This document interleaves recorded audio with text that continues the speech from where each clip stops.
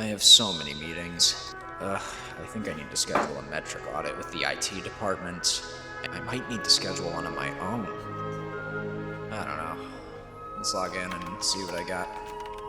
Man, I'm tired.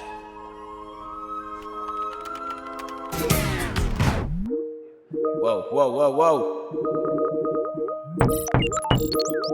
Good Monday morning to you. Looks like as you wade through that sea of meetings, you're considering sending one of your own. There's a bunch of questions we might consider before you actually send that invitation. The first thing to think about is the content of the meeting. Are you just sharing some basic information that can be transmitted with the old-fashioned technology known as email? If so, just type it up and hit send. In a perfect world, those emails would suffice and there'd be no reason for a person-to-person meeting. But topics are often urgent or complex, and it does require a meeting to accomplish the company goals. So simply ask yourself, how urgent is the deadline we're working with?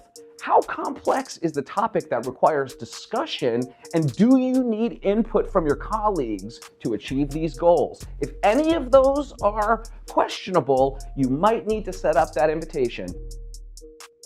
On the flip side, if it's not urgent and you don't need help from your colleagues, why would you bother them? Just do your own work.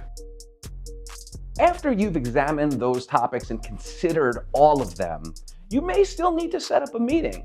If you have to do that, just remember, use our guiding principles and understand that you should be punctual, you should come prepared, and respect your colleagues' time. We've prepared a few supplemental documents that will help you go through this process and answer yes or no if you need to set up a meeting.